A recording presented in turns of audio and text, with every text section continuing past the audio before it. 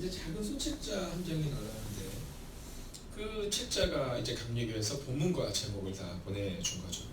근데 그 내용이 보면 이런 내용이 나와요. 이 날쌘 원숭이라는 원숭이가 있답니다. 근데 이 원숭이가 이름에서 벌써 느껴지죠? 얼마나 잡히지 않을 것만 같은지. 날쌘 원숭이는 매우 잡기가 어렵답니다. 그럼 이 날쌘 원숭이를 어떻게 잡느냐? 이 원숭이의 본성을 이용한다는 겁니다. 먼저는 코코넛에 작은 구멍을 뚫습니다. 그리고 속을 조금 파내요. 그리고 그걸 나무에다 매달아 놓습니다. 그러면 이 날쌘 원숭이가 사람이 사라지면 얼마나 빠르게 오는지 모른답니다. 그리고는 그 안에서 손을 탁 놓고는 열매를 쫙 잡는답니다. 자, 열매를 한 움큼 잡고 나면 구멍에 끼어서 손이 빠지지 않는 거예요. 그러면 그때 이제 이 원숭이를 잡으러 나오는 겁니다. 그러면 이 원숭이가요, 막 여러분 TV에서 한 번씩 보셨겠지만 원숭이가 막 하면서 막 굉장히 막 이렇게 호들갑스럽잖아요. 원숭이에게는 미안하지만 굉장히 호들갑스러운데 그렇게 호들갑스러우면서도 손을 절대로 놓지 않는답니다. 여러분 이 손을 딱 놓으면 도망갈 수 있는데 손에 지금 잡힌 것, 이 잡힌 것을 바라보면서 사람이 다가와서 내가 지금 죽을 수도 있는데 먹자고 시작한 일이 죽자고 끝난다는 겁니다. 여러분 이 모습과 우리의 모습이 어떠하느냐, 우리가 하나님 앞에서 어떠한 삶의 태도를 가지고 살아가느냐, 오늘 성경은 우리 가운데 그 모습을 바로 보여주고 있습니다. 자, 오늘 본문을 보면 여자가 그 나무를 본즉 먹음직도 하고 보암직도 하고 지혜롭게 할 만큼 탐스럽게도 나무인지라 이렇게 말해요. 자, 이게 뭐냐면 욕심을 얘기하는 겁니다. 자, 야고보서 1장 15절은 욕심이 잉태한즉 죄를 낳고 죄가 장성한즉 사망을 낳는다 이렇게 말합니다. 저는 종종 가끔가다 생각해요. 야, 이때 만약에 이 뱀 중에 들짐승 중에 가장 간교한 이 뱀이 아니었으면 지금 우리도 여전히 이런 고민 안 하고 에덴 동산에서 살 텐데 막 이런 생각도 종종 해보기도 합니다. 여러분 욕심이 잉태한즉 죄를 낳고 죄가 장성하니까 사망을 낳은 것입니다. 자, 그러면 오늘 이 본문을 통해서 하나님은 우리 가운데 어떠한 은혜를 주시기를 원하실까요? 먼저 첫 번째로 하나님은 우리 가운데 말씀의 소리에 귀를 기울여야 한다라고 분명히 말씀해주고 있습니다. 자, 오늘 이 여자가 그 나무를 본즉 먹음직도 하고 보암직도 하고 지혜롭게 할 만큼 탐스럽기도 하다라고 말했는데, 자, 이 하와의 실수가 어디서 시작되냐는 겁니다. 바로 누구의 음성에 귀를 기울이냐에 따라 그 인생이 달라집니다. 여러분 이 아담과 하와는 늘 하나님과 동행하면서 하나님의 음성을 들었어요. 오늘 이 사건이 지난 다음 하나님이 아담과를 찾아서 아담아 하와야 네가 어디 있느냐 이렇게 찾으시거든요. 자, 늘 그 음성에 귀를 기울이면서 살았던 이 아담과 하와가 오늘 그 소리가 아니라 가장 간교하고 가장 교활한 그 들짐승의 소리에 귀를 기울이고 있다는 겁니다. 여러분 그 음성에 딱 소리를 기울이고 나니까 동산 중앙에 있는 나무에 한 걸음에 달려갑니다. 그리고 가서 보니까 먹음직도 하고 보암직도 했다는 거죠. 여러분 가장 간교한 뱀의 음성을 들었을 때 바로 이 문제가 발생이 된 겁니다. 자, 무엇을 듣냐? 이건 굉장히 중요합니다. 여러분 우리의 귀에 들리는 대로 우리가 행동하게 되어 있는 겁니다. 오늘 이 본문의 말씀을 보면서 아이고 여자가 어리석네라고 생각하는 것이 아니라 오늘 우리는 어떤 음성에 귀를 기울이고 있는가? 나는 말씀의 소리에 귀를 기울이고 말씀을 읽고 있는가? 아니면 여전히 그 다른 사람의 소리에 귀를 기울이고 있는가? 우리가 어렸을 때 읽었던 책 중에 보면 이 네덜란드라는 나라와 유럽에 있는 나라 중에는 이 해수면보다 낮은 곳에 도시가 있는 곳이 있어요.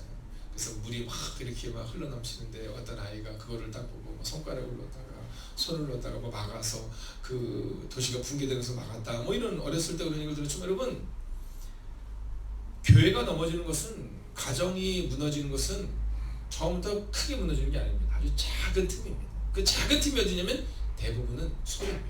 소리. 자, 이스라엘 백성들이 하나님의 음성에 청종하여서 이제 출애굽을 하게 됩니다. 자, 출애굽을 하게 되는데 출애굽한 사람은 200만 명 정도 되는 거예요. 200만 명 정도. 얼마 전에 어떤 분이 그런 얘기 하시더라고요. 목사님 제가 이걸 과학적으로 생각해 봤을 때 이 홍해를 뭐 가르고 뭐 지나간다고 치면 한 2만 명 정도 되지 않았을까? 이런 얘기를 하더라고요. 2만 명 되지 않았을까? 아니 한번 상상해보세요 목사님. 아니 200만 명의 사람을 어떻게 광야에서 먹일 수 있습니까? 뭐 이런 질문을 하는 분이 있어요. 여러분 오늘 우리 가운데 있어서 이 성경을 우리 가운데 예화 정도로 생각해서는 안 됩니다. 예화 정도로 생각하면 돼요. 그런 질문하는데 어떤 분이 뒤에서 나지막히 그런 얘기를 했어요. 야 그럼 진짜 놀랍다. 왜냐하면 그러면서 막 그러는 거예요. 그들이 건너는 것은 홍해가 아니라 갈대나무 상자, 즉 갈대 사이로 지나갔을 거라는 거예요. 네, 그래서 그걸 홍해라고 하지 않았겠냐 그랬더니 우리가 어렸을 때 읽었던 책 중에 이야기 있잖아요. 어떤 초등학교가 손을 들더니 그러더라잖아요. 그럼 만약 정말 그렇다면 만약 이스라엘 백성들이 정말 홍해를 건넌 것이 아니라 갈대 사이를 지나간 것이라면 그리고 그것을 홍해라고 착각한 것이라면 진짜 하나님이 살아계신 것 같아요. 이렇게 얘기했대잖아요. 그래서 왜 그게 하나님이 살아계신 거야? 라고 이제 하나님이 없다고 얘기하는 무신론자가 이렇게 했더니 아이가 그렇게 했더니 너무 놀랍죠 하나님이. 왜냐면 갈대 가운데서 빠져 죽을 수 있다는 것 자체도 얼마나 놀라워요. 이렇게 얘기했다는 거죠. 여러분 누군가는 그걸 보면서 문제거리를 찾아내지만 이 초등학교에는 너무 순수한 거예요. 놀라운 거예요. 야 그러면 그 애국 군대가 그 갈대 사이에서 죽을 수 있다는 것 자체가 이거는 기적이 아니라는 거죠. 여러분 오늘 우리 가운데 있어서 어떤 문제 앞에서 어떤 태도를 가느냐. 200만 명의 사람들이 거기에 몰려 있는데 10명입니다. 10명. 생각해 보세요. 200만 명 중에 10명 티도 안 납니다. 티도 안 납니다. 여러분 200만 명의 사람들이 몰려있는데 자꾸 보이지도 않는 저곳에서 보이지 않는 저곳에서 뭐 얘기를 하는 거예요. 근데 뭐라고 얘기하냐면 우리는 메뚜기다. 우리는 다 망했다. 이 얘기를 하는 겁니다. 여러분 소리가 얼마나 놀라운지 아세요? 그 소리가 메뚜기다 메뚜기다 메뚜기다 하는 소리가 온 200만 명에게 퍼지는데 얼마 걸리지 않았어요. 그리고 다들 뭐라 그래요? 네? 우리 다 이거에서 죽을 거다 망할 거다 이렇게 말하죠. 하나님이 뭐라고 말씀하세요? 너희가 말한 대로 내 귀에 들린 대로 내가 갚겠다 이렇게 말씀해요. 내 귀에 들린 대로 갚겠다. 그래서 여러분 우리가 우리의 자녀들을 혼낼 때도 함부로 말씀하시면 안 돼요. 여러분 우리의 자녀들을 혼낼 때 여러분 축복하면서 그냥 혼내세요. 차라리 매를 드세요. 네, 차라리 매를 드세요. 제가 종종 얘기해요. 차라리 매를 들라고 함부로 말하면 안 된다고. 그것이 우리 아이들 가슴에 이렇게 박히거든요. 자 그리고 나서 40년의 시간이 지납니다.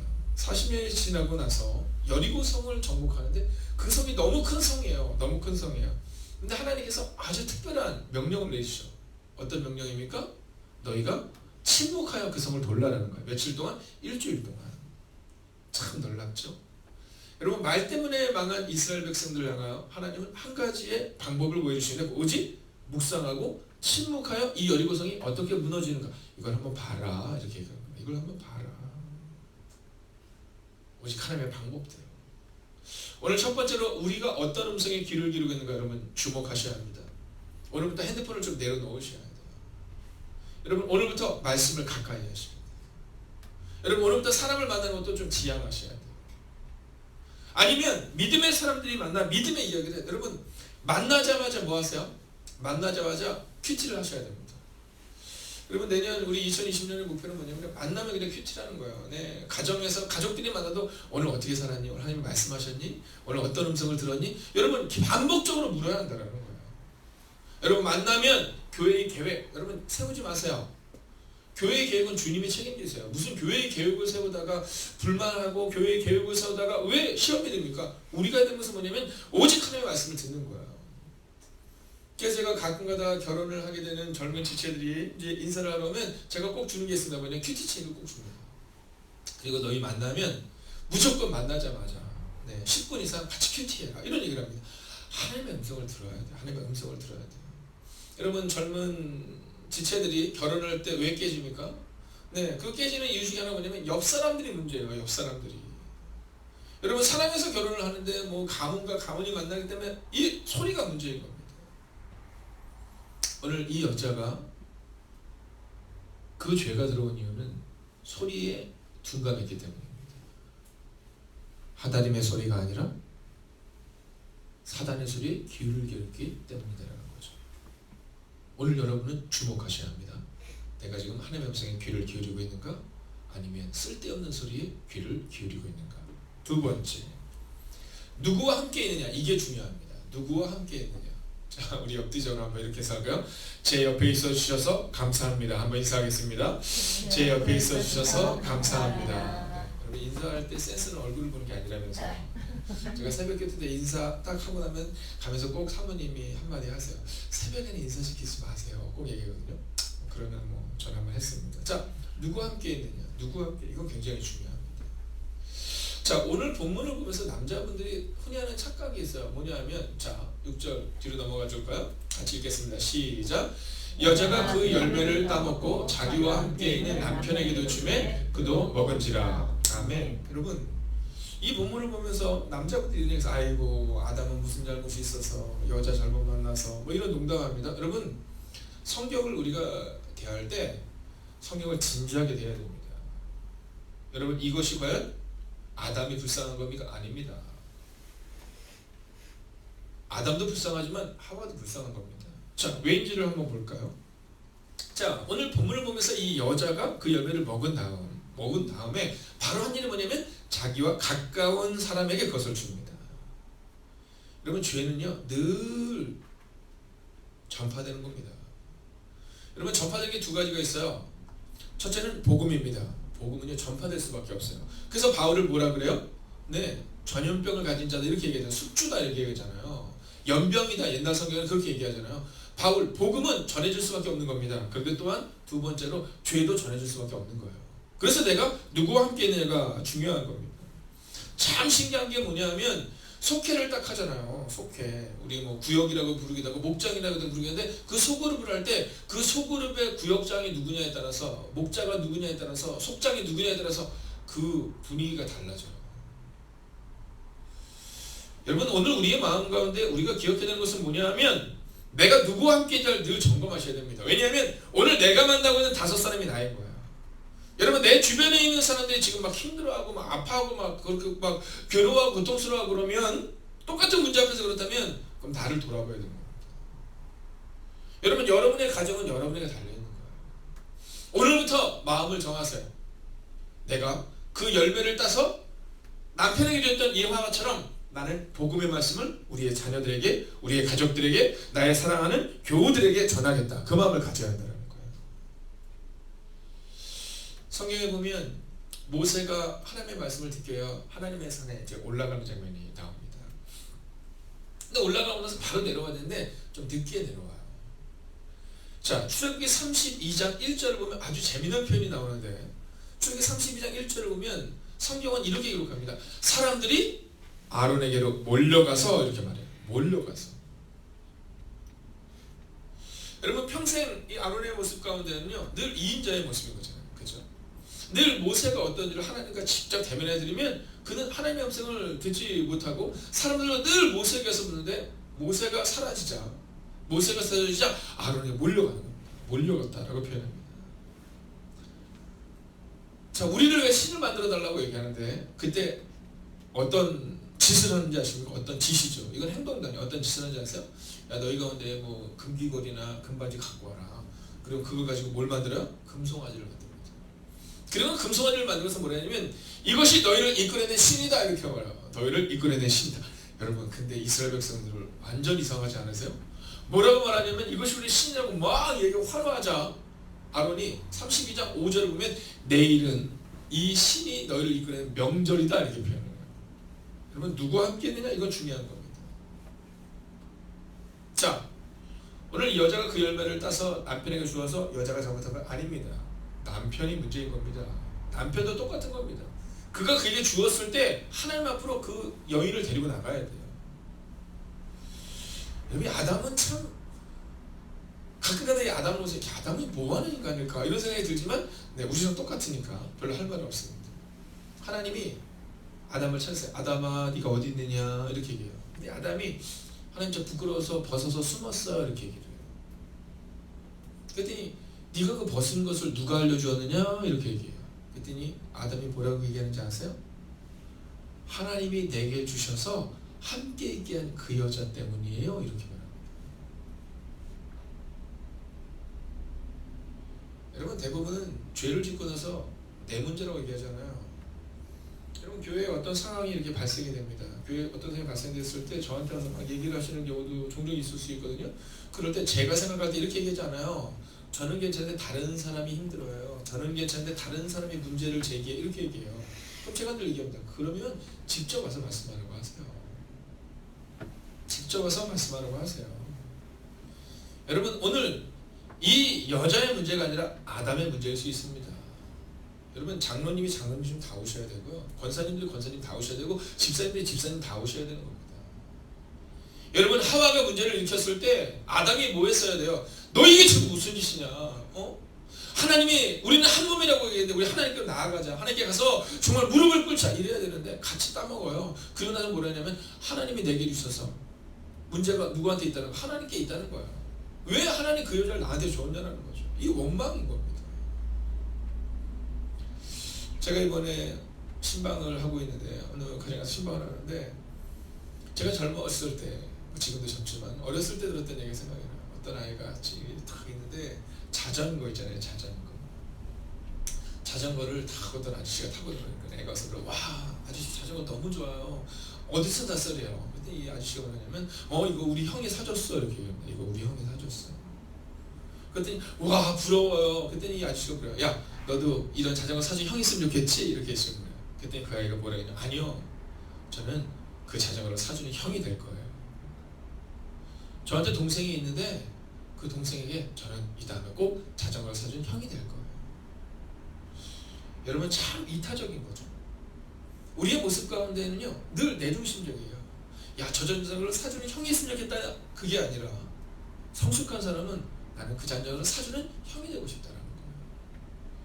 여러분 어떻습니까? 오늘 이 6절에 나오고 있는 이 아담과 하와 누가 잘못한 것 같습니까? 누가 잘못한 것이 아니라 두 사람 다 함께 있어서 힘이 되는 존재들이 아니라 문제를 지금 다른 사람에게 돌리는 겁니다. 하와는 뭐라고 말했어? 뱀이요 이렇게 얘기하죠. 아담은요 하와가요 이렇게 얘기하잖아요. 근데 그 아담의 말에는 더욱더 우리가 주목해야 되는 것이 있는데 그래서 뭐냐면 하나님이 내게 주셔서라는 겁니다. 여러분 누구 함께 있느냐를 주목하세요. 그리고 저는 여러분들이 오늘 이 새벽 이 시간 기도할 때도 여러분 주변에 있는 이들을 위해서 기도하셔야 됩니다. 특별히 여성교 회원들을 향해서 기도하셔야 합니다. 나와 함께하고 있는 이들 가운데 말씀을 주소서라고 기도해야 하고 여러분 사랑하는 장로님을 위해서 권사님을 위해서 집사님을 위해서 우리가 기도할 수 있어야 한다라는 겁니다.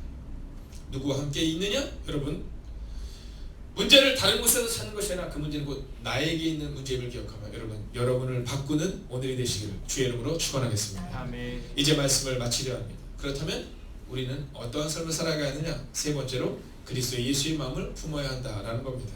그리스도 예수의 마음을 품어야 한다. 자, 빌립보서 2장 5절을 봅니다. 함께 읽을까요? 앞에 있습니다. 시작. 너희 안에 이 마음을 품으라. 곧 그리스도 예수의 마음이니. 아멘. 여러분 오늘 이 하와의 문제는 뭐였습니까? 죄를 품은 게 문제입니다. 아담의 문제는 뭐입니까? 죄를 품은 게 문제였던 겁니다. 여러분 죄가 아니라 그리스도 예수의 마음을 품어야 합니다. 그리스도 예수의 마음을 품으면 그때부터 우리의 삶은 달라집니다. 그리스도 예수의 마음을 품는 순간 성령님께서 우리 가운데 직접 오셔서 우리에게 말씀하시고 우리를 위로하시고 우리와 동행하십니다. 여러분 점검하십시오. 이 대강절의 시간을 보내며 여러분 가운데 있으는 끊어야 될 것들을 끊어내십시오. 그리고 오늘 주님과 함께 살아내십시오. 그리고 그리스도 예수 마음을 품고 살아가십시오.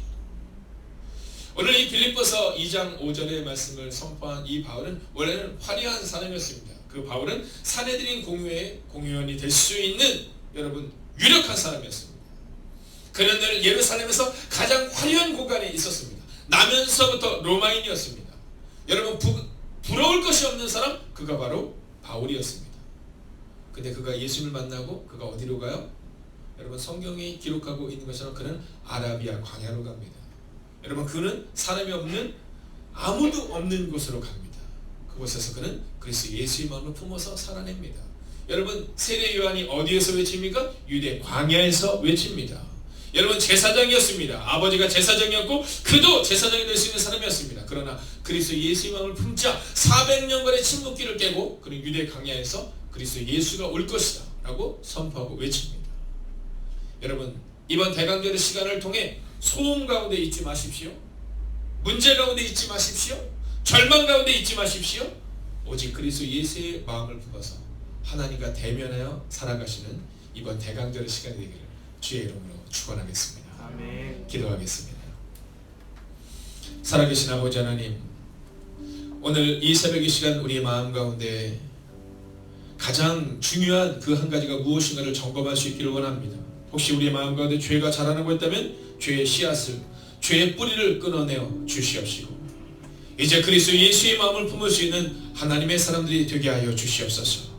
너희 안에 이 마음을 품으라 곧 그리스도 예수의 마음이니 라고 선포했던 빌립보서 2장 5절의 말씀처럼 이번 대강절의 시간은 그리스도 예수의 마음을 품고 성령님과 함께 죄를 버리고 살아가는 그 대강절의 귀한 시간이 되게 하여 주시옵소서. 하나님, 이제 대강절의 시간을 보내는 첫 주의 시간이 지나가고 있습니다. 우리의 마음 가운데 오셔서 우리의 마음 가운데 임재하여 주셔서 하나님, 오직 그리스도 예수의 마음을 품고 잠잠히 하나님을 묵상하는 이 대강절의 시간이 되기를 성부와 성자와 성령의 이름으로 간절히 축원하옵나이다. 아멘. 하나님, 죄를 품지 않게 하시고